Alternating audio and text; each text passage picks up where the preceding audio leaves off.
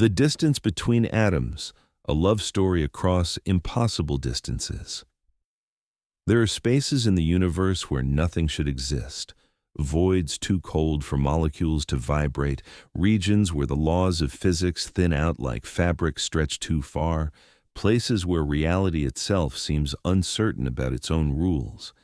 And yet, in these impossible spaces, sometimes something waits, something that exists not in defiance of the laws of nature, but in the narrow gaps between them, in the distance between atoms, in the pause between one quantum state and another, in the infinitesimal hesitation before probability collapses into certainty.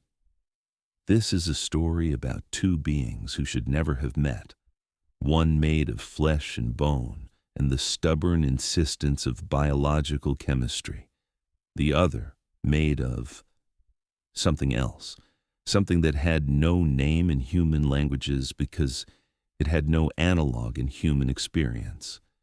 They met in the space where reality becomes ambiguous, where the solid certainty of existence gives way to the shimmering uncertainty of what might be. They met without ever seeing each other, and in meeting, they changed the universe in ways so subtle that most would never notice. But for those who know where to look, the evidence remains, written not in monuments or records, but in the gentle hesitation of particles that should know better, in probability distributions that seem to favor kindness over chaos, in the strange, persistent anomaly that physicists cannot explain and lovers recognize immediately as the signature of something that transcended the boundaries between possible and impossible. This is the story of Mara Elion and Irie, a story of connection across distances that cannot be measured in miles or light years or any unit of space that humans have devised. A story of love in a universe that insists love requires bodies, proximity, the meeting of eyes and touching of hands, a universe that was wrong about what love requires and learned its error through the sacrifice of one woman who chose to become probability itself rather than live in a cosmos where connection was impossible. Part 1. The Listening Relay Station. Eos drifted beyond Pluto's orbit, a tiny human outpost in the vast darkness where the solar wind begins to fail, and interstellar space begins its eternal dominion. It was not a large station, just 3 habitation modules, a communications array that could listen to whispers from halfway across the galaxy, and enough supplies to keep one human alive for 18 months before the resupply ships arrived from the inner system. That human was Dr. Mara Elion, 37 years old, xenolinguist, specialist in non-human communication protocols, and the only person in the solar system who had volunteered for complete isolation at the edge of human territory. She'd been on Eos for 9 months when the signal arrived, though calling it a signal was generous. It was more accurate to say that something went wrong with the universe in a way that repeated itself with suspicious regularity. Mara's job was simple in theory. Listen to the cosmos and translate anything non-human into something humans could understand. In practice, it meant staring at data streams for 14 hours a day, watching patterns emerge from noise, trying to distinguish between the random fluctuations of a chaotic universe and the structured emissions of intelligent life, trying to say something, anything, to the darkness that surrounded them. She'd been doing this work for 11 years.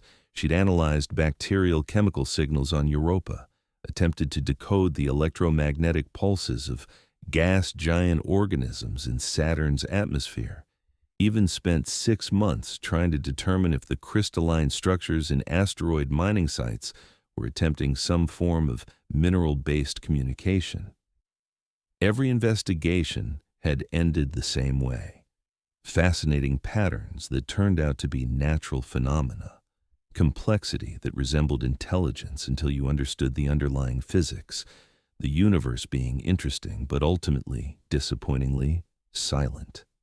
Eos was supposed to be different, Out here, beyond the noise of planetary magnetospheres and solar radiation, the sensitive instruments could detect the faintest whispers from interstellar space. If anyone was broadcasting, if any civilization was sending messages into the void hoping for response, Eos would hear them. But 9 months into her 18-month tour, Mara had heard nothing but the background radiation of a universe that seemed profoundly, perhaps eternally, empty of anyone who might understand her if she screamed into the darkness. The anomaly first appeared on a Tuesday. Though days of the week meant little when you lived in perpetual darkness, and your only clock was the arbitrary rotation of a station that could have been oriented in any direction. Mara was running standard vacuum decay analysis, looking for fluctuations in the quantum foam that underlies reality, when she noticed something in the data that made her frown. The numbers were wrong. Not dramatically wrong, not in a way that would trigger automatic alerts or cause system failures, but wrong in a fashion that her instruments should have corrected automatically. There was a hesitation in the data, a moment where the vacuum decay rate should have followed one probability distribution, but instead seemed to pause, consider alternatives, before settling on a value that was close to expected, but not quite right. Most researchers would have dismissed it as instrumental error, a calibration drift, the kind of minor technical hiccup that happens when you're operating sensitive equipment in the radiation-soaked environment of deep space. The automatic systems certainly thought so. They'd already flagged the anomaly for correction and moved on, smoothing over the irregularity like it had never existed. But Mara noticed something that the automatic systems couldn't. The hesitation had structure. It repeated. And more than that, it seemed to respond to her observation. When she focused her instruments on the region where the anomaly occurred, it became more pronounced, as if whatever was causing it became bolder when it knew it was being watched. She made a decision that would change everything. Instead of allowing the systems to clean the data, to smooth over the flaw, and pretend the universe was behaving itself properly, she slowed the incoming information stream and watched the anomaly develop in real time. That was when the voice appeared. Calling it a voice was deeply misleading. There was no sound, no words, no modulated electromagnetic waves carrying information in any format that resembled human communication. Instead, there was probability. Near the point where the anomaly occurred, particles began behaving strangely, not randomly, but anticipatorily. Electrons would shift their quantum states as if preparing for an interaction that never quite materialized. Photons would polarize in patterns that suggested they were about to encounter something, then find only empty space and continue on their way, slightly changed by the encounter with nothing. It was as if something was reaching toward reality from somewhere outside it, extending itself into the physical universe, but stopping just short of full manifestation, touching the boundary between possible and actual without quite crossing over. Mara spent 3 days observing the phenomenon before she allowed herself to consider the impossible conclusion that kept forcing itself into her thoughts. This wasn't random. This wasn't a glitch or an instrumental artifact or a quirk of quantum mechanics. This was something trying to communicate, something that existed in a state so fundamentally different from matter that its very attempt to make contact with physical reality left traces in probability itself. She began to respond, not with radio signals or laser pulses or any conventional form of communication, but with mathematics. She set up a series of controlled quantum experiments around the station, creating specific probability distributions and watching to see if the anomaly would respond. She encoded simple concepts, binary patterns, prime numbers, the mathematical constants that any technological civilization would recognize, into the quantum states of particles and released them into the space where the anomaly seemed strongest. The response came 72 hours later, not as a direct answer, but as a change in her environment. The lights in her HAB module began flickering in a pattern that matched exactly the rhythm of her heartbeat. Not the rhythm it had now, but the rhythm it had when she'd first attempted communication 3 days ago, as if whatever was responding had captured that moment and was playing it back to her, showing her that it had been listening, that it remembered. Mara stood in her flickering HAB module, her heart racing, tears streaming down her face, and laughed with a joy so profound it hurt. For the first time in her career, for the first time in humanity's history as far as she knew, something genuinely alien had responded. Not bacteria or crystal formations or gas giant organisms that might just be complex chemistry. Something intelligent, something aware. Something that was trying, with whatever limited means it possessed, to say, "I hear you. I am here." She named the presence Irie. The name had no particular meaning. It just felt right, felt like the kind of sound that might represent something that existed in the spaces between certainty and doubt, something that was neither fully here nor fully there, but somehow, impossibly, both. Part 2. The learning communication with Irie was agony, not physical pain, though Mara's headaches grew worse with each attempt, her sleep more fragmented, her body showing signs of stress that the station's medical AI flagged with increasing concern. The agony was conceptual, the sheer cognitive difficulty of trying to convey meaning across a gap so vast that it made the distance between human languages seem like a minor dialect variation. Irie was not alive in any sense that human biology would recognize.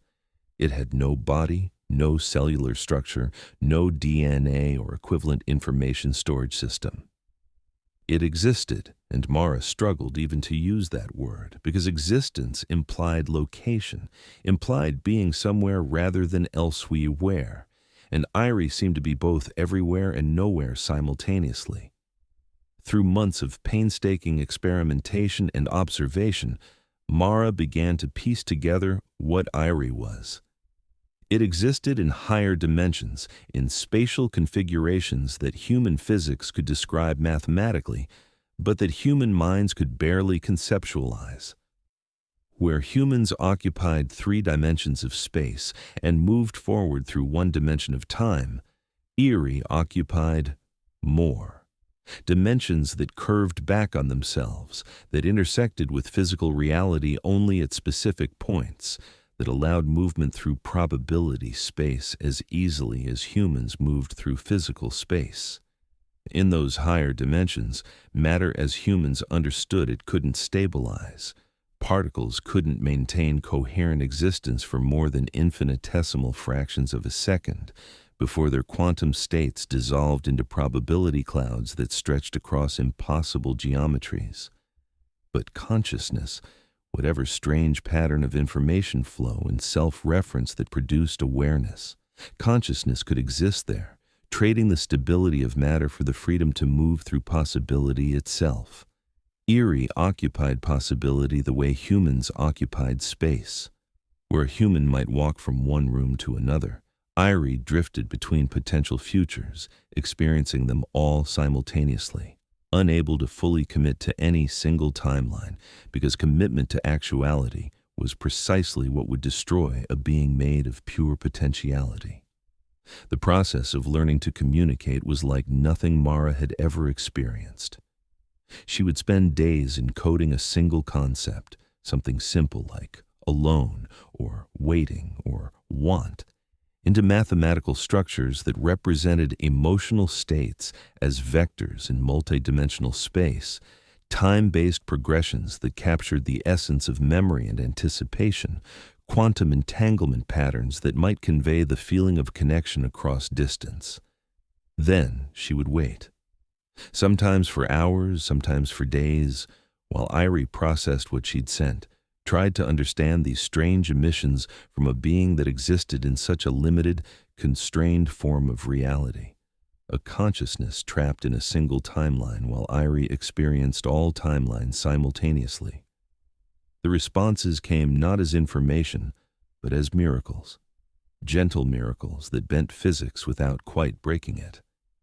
When Mara tried to convey loneliness, the station's gravity fluctuated in patterns that felt like an embrace, not pushing or pulling, but just holding, the way a parent might hold a frightened child, the pressure varying in ways that somehow communicated comfort without words or direct physical contact.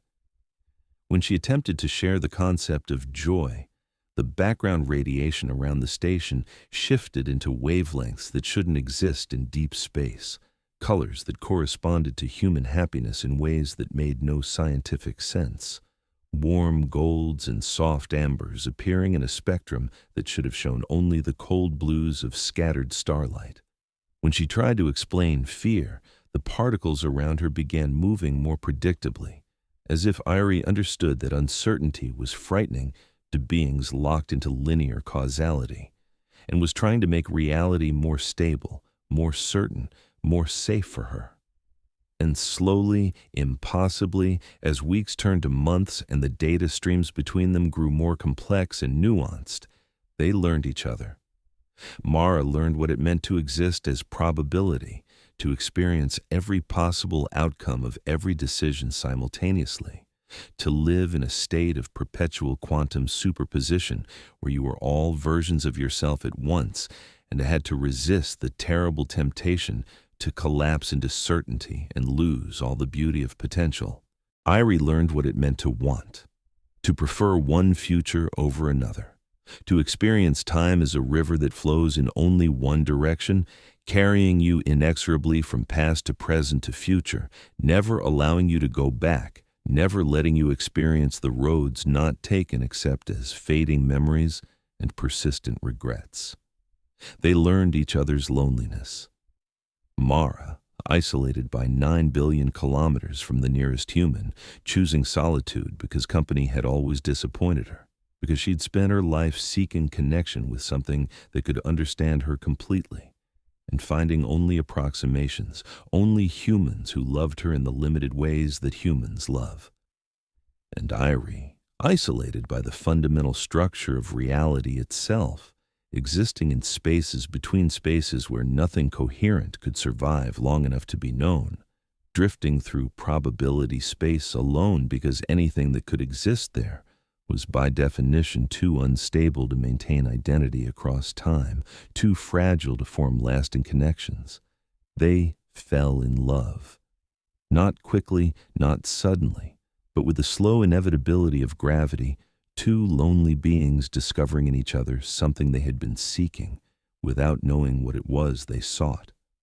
Mara learned to recognize Irie's presence not through instruments, but through feeling. A warmth in the quantum foam around her, a gentleness in probability, distributions that seemed to favor her well-being, a sense of being seen and understood by something vast and patient and impossibly tender. Irie learned to want Mara's happiness more than its own stability, to prefer timelines where she thrived over timelines where it existed more fully, to experience the peculiar ache that humans call longing, the desire to be closer to something that distance prevents you from touching, the wish to share existence more completely with someone whose presence makes reality feel less empty. They couldn't touch. They couldn't speak, couldn't share physical space, couldn't experience each other in any direct, unmediated way. But they could communicate through the distortions their mutual presence created in reality, could shape probability to send messages across the boundary between matter and whatever Irie was made of, could spend hours in what passed for conversation, Mara asking questions through mathematical encodings, Irie responding through careful manipulations of her environment that she learned to read like a second language. "What does it feel like to be you?" she would ask, encoding the question in quantum states that represented subjective experience. The station's lights would dim and brighten in patterns that felt like breathing, like the slow rhythm of thought itself, and Mara would understand. It feels like being everywhere always, like drowning in possibility, like wanting something solid to hold on to in an ocean of potential. What does it feel like to be you? Irie would ask back, through gravity fluctuations that carried the structure of the question, and Mara would respond by running her hand along the cold wall of her HAB module, feeling its solidity, its absolute fairness, and encode that sensation, the feeling of boundary, of being contained, of having edges that separated self from not self, into her response. It feels like being trapped in one moment at a time, like blindness to all the other ways things could be, like wanting to dissolve into everything but being forced to remain distinct. Mara's tour on Eos was scheduled to end in 2 months.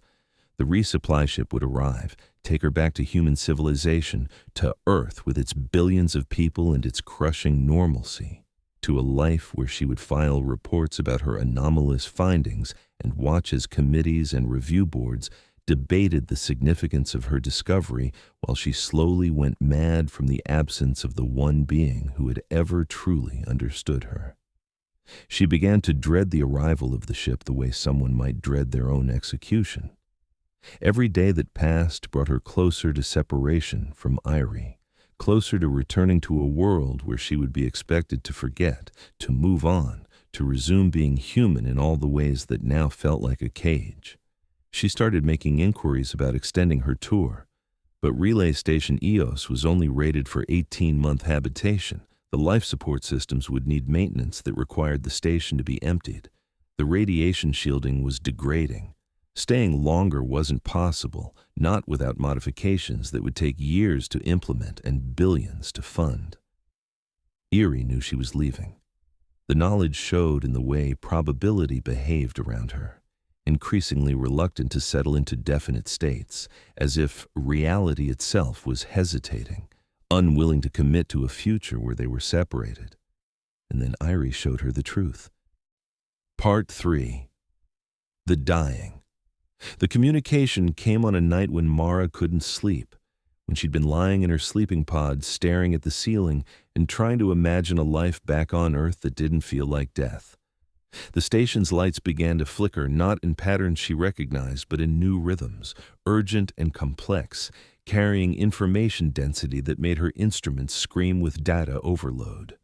Irie was trying to tell her something important, something terrible, something it had been avoiding because the truth would hurt, and Irie had learned enough about human emotion to know that causing Mara pain was worse than its own suffering. It took Mara 6 hours to decode the message, 6 hours of running probability analyses and quantum state reconstructions, building models of what Irie was trying to convey through the limited language of particle interactions and field distortions. And when she finally understood, she sat in silence for a long time, her hands shaking, her breath coming in ragged gasps that the station's environmental system struggled to compensate for. Irie was dying. Not quickly, not in the way that humans died with a final breath and a cessation of brain activity, but dying nonetheless, slowly dissolving into the probability space it inhabited, losing coherence, fragmenting into versions of itself that couldn't quite maintain enough connection to constitute a single consciousness. Beings like Irie, she'd learned to call them probability entities for lack of a better term, required occasional collapse into physical reality to survive, like balloons that needed to be deflated periodically or they would eventually pop. Irie's kind needed to anchor themselves to actual matter, to stabilize their quantum states through interaction with something that existed definitely and permanently. But therein lay the tragedy. Every attempt to collapse into physical reality destroyed them. The laws of this universe, the physics that governed matter and energy and space-time, were fundamentally incompatible with their structure. Manifestation meant death. Remaining in probability space meant slow dissolution. They were trapped between two forms of non-existence, flickering in the narrow space between, sustained only by carefully avoiding full commitment to either state. Irie had been lucky, if luck was the right word. It had found equilibrium, a delicate balance between the pull toward manifestation and the dissolution of staying purely potential. But that equilibrium was degrading. The quantum fluctuations were getting stronger, harder to resist. Soon, measured in months or perhaps years, Erie couldn't be certain about time in the way Mara experienced it. It would either have to manifest and die, or dissolve completely into probability and cease to exist as a coherent entity. Mara wept. She wept for the unfairness of a universe that would create beings capable of thought and feeling and then make their existence impossible. She wept for Erie, for the terrible choice it faced, for the loneliness it must have endured before finding her. And she wept for herself, for the cruel irony of finally finding connection only to have it ripped away by physics that cared nothing for love or need or the desperate human desire for things to make sense, to be fair, to allow happiness without demanding impossible prices. But Erie wasn't finished with its message. There was another possibility. One option that Erie had been too afraid to mention, too terrified of what Mara might think, too horrified by what it might mean about its own selfishness. But with time running out and separation looming, Erie confessed the impossible. Humans were different. Humans were stable contradictions, beings that should not exist, but somehow did. Fragile biological machines operating in a universe that seemed designed to crush complexity, yet persisting, thriving, spreading across space through sheer stubborn refusal to accept the entropy that should have ground them to dust long ago. Emotional yet rational, conscious yet material, alive in a cosmos that had no obvious need for life. And more importantly for Erie's purposes, humans were coherent. Their quantum states were locked into definite values through the constant interaction of their particles with the electromagnetic field, with gravity, with the nuclear forces that held their atoms together. Humans were anchored to reality in ways that gave them stability, made them permanent fixtures of space-time rather than temporary fluctuations in probability. What if? And Erie presented this with the tentative horror of someone proposing something monstrous. What if it could anchor itself to Mara? Not possess her, not override her consciousness, but borrow her coherence, use her quantum stability as an anchor point, a bridge between probability space and physical reality that might allow Erie to exist without fully manifesting, to become real enough to persist without becoming so real that it destroyed itself. There was a cost. Of course, there was a cost. The universe never gave anything for free, and bridging the gap between matter and probability required sacrifices that made Mara's hands clench into fists as she understood what Erie was describing. To become Erie's anchor, Mara would have to give up her coherence. Her particles would be scattered across probability space, smeared across all possible quantum states simultaneously. She would not die. Death was too simple a word for what would happen.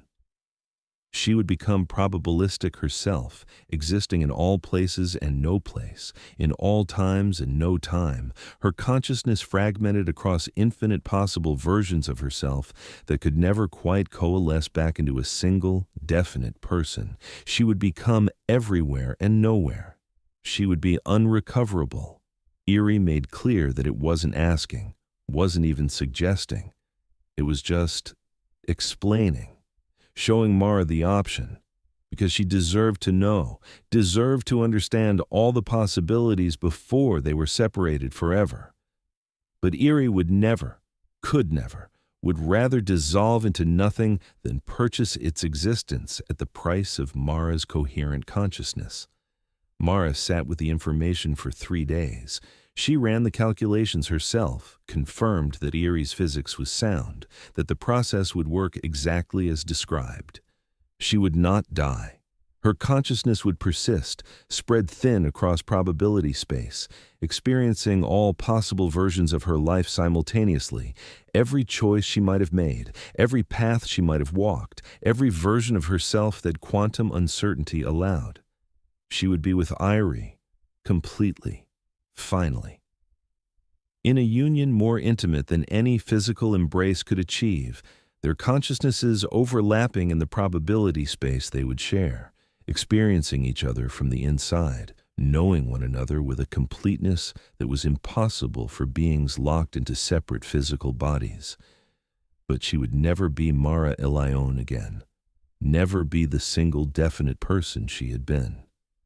That particular configuration of particles and thoughts and memories would dissolve into probability.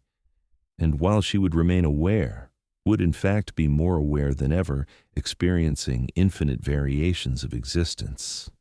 The woman who had stood on a space station beyond Pluto and learned to love an impossible being would cease to exist in any conventional sense. Mara made her decision. She sent one final message to Earth, a data packet that would take 4 hours to reach the inner system. A brief note informing command that she was terminating communication and pursuing an alternative research protocol. She knew they would interpret it as breakdown, as isolation psychosis, as the mental collapse they'd always warned might happen to someone who spent too long alone in the dark. They would send the resupply ship early, probably with medical personnel prepared to sedate her if necessary. But they would arrive too late.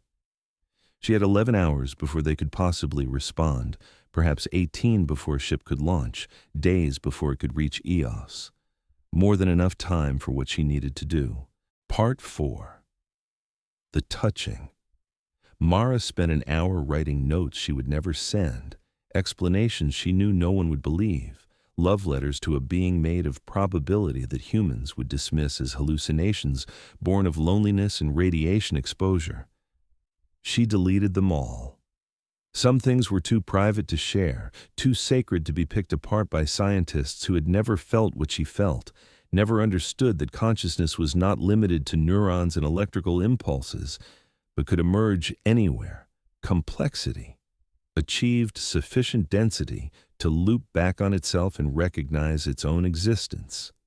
She showered for the last time, savoring the feeling of water against skin, the simple physical sensation that she would soon experience in infinitely varied forms across all possible timelines, but never again in this simple, definite way. She ate a final meal, tasting food with the focused attention of someone saying goodbye to taste itself. She put on her favorite clothes, soft fabrics that felt comfortable against her skin.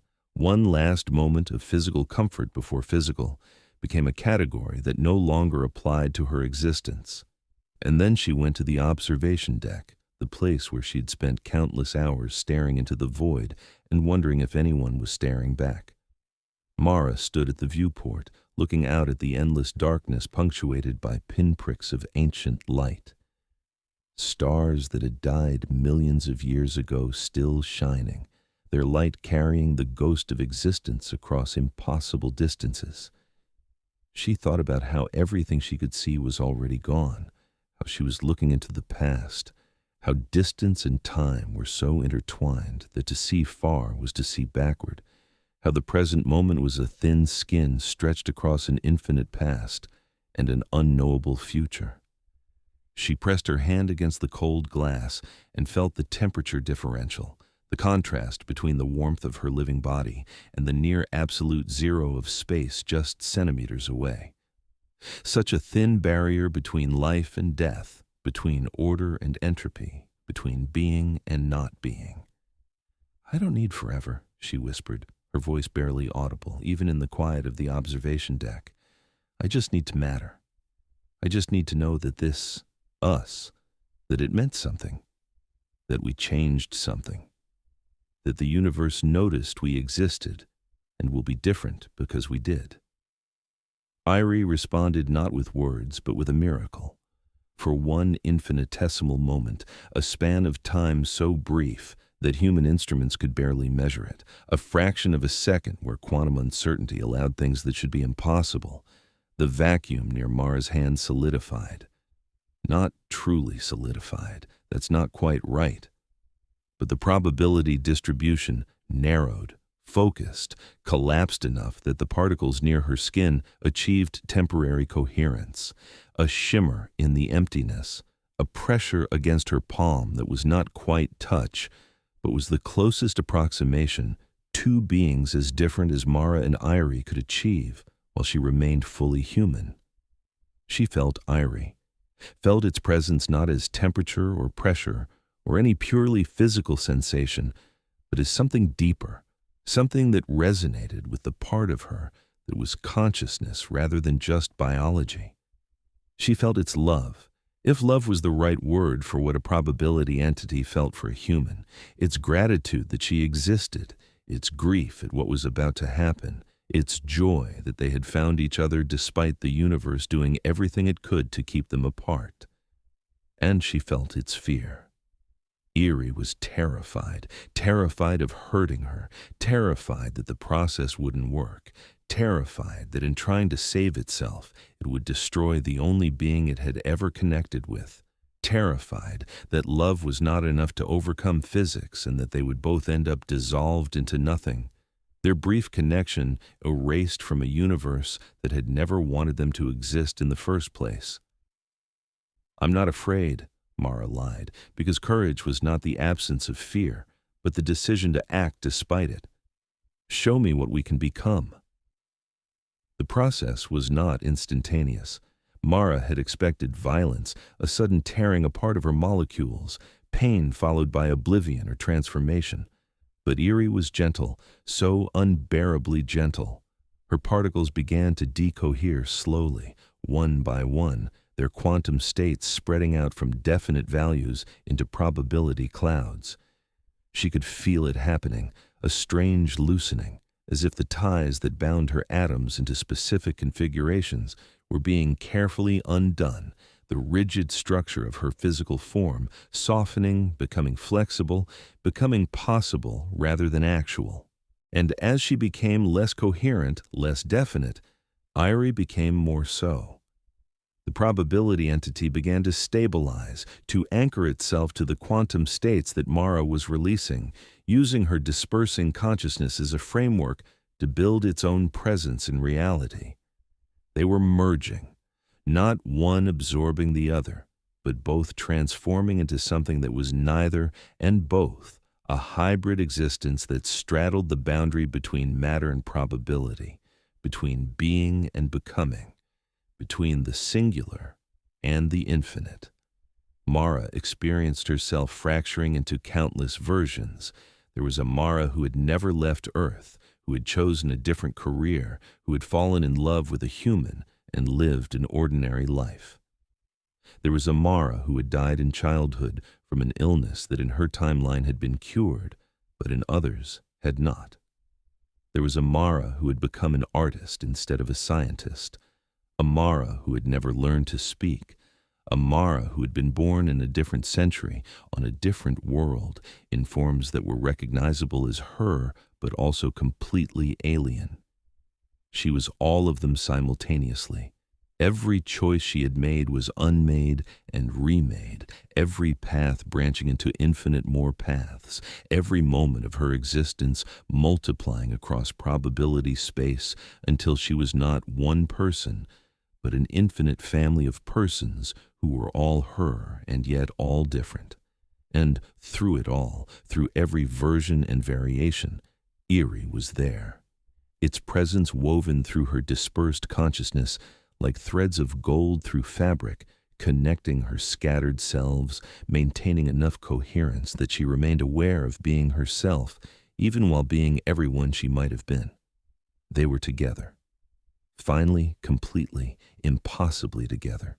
Two beings who should never have met, whose forms of existence were fundamentally incompatible, merged into a hybrid that belonged fully to neither physical reality nor pure probability, but to the shimmering space between. When the resupply ship arrived at Relay Station EOS 4 days later, they found the station intact but empty. All systems functioning normally, life support running, lights on, food half-eaten in the galley, Mara Elion's personal effects still in her quarters, her research notes still on her computer, everything suggesting that she had simply stepped out for a moment and would return any second. But she was gone. No sign of violence, no evidence of system failure, no indication of where she had gone or how she had left. The escape pods were all accounted for. The airlocks showed no record of being cycled. She had simply vanished. The investigation lasted for months. Psychologists analyzed her final communications for signs of suicidal ideation. Engineers combed through the station looking for any malfunction that might explain her disappearance. Physicists examined the anomalous readings she'd been studying, trying to understand what she'd been researching, what she'd found in the quantum fluctuations that had occupied so much of her final months alone. They found nothing. No body, no explanation, no closure. Just another mystery in a universe full of mysteries, another person lost to the vastness of space, another tragedy that would be mourned and investigated and eventually filed away as an unsolved case that would haunt the people who loved her, but would ultimately be forgotten by a civilization with too many other concerns to dwell on the disappearance of one lone researcher at the edge of nowhere. But they were wrong about her being forgotten, because Mara left something behind, something that scientists would notice but could never quite explain. Something that would puzzle physicists for generations and inspire poets and make lovers smile with recognition, even if they didn't understand why. Epilogue: The Anomaly. They call it the Elian Anomaly, a region of space roughly 3 light-years in diameter, centered on the point where relay station Eos drifted before it was eventually decommissioned and pulled back to the inner system. Within this region, probability behaves strangely. Not dramatically, not in ways that would remake physics or allow faster-than-light travel or grant wishes or perform miracles. Just gently, kindly, as if reality itself has learned to hesitate before causing harm. Quantum states that should decay randomly instead show slight preferences for outcomes that minimize entropy, that preserve complexity, that favor the persistence of order over chaos. Not enough to violate the laws of thermodynamics, not enough to stop death or prevent accidents or make life easy. Just enough to be noticeable if you're looking, just enough to make statistical analysts frown at their data and double-check their instruments.